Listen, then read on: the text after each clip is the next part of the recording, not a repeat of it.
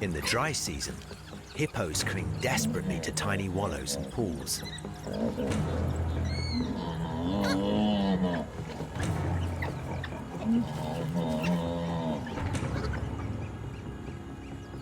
Intruders who venture too close, beware.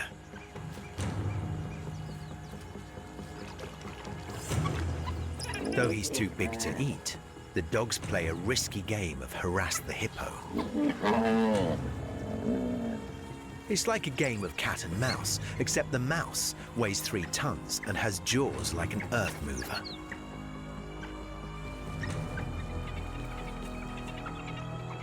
They're twice as fast as him, but if he catches one, it's game over, for good.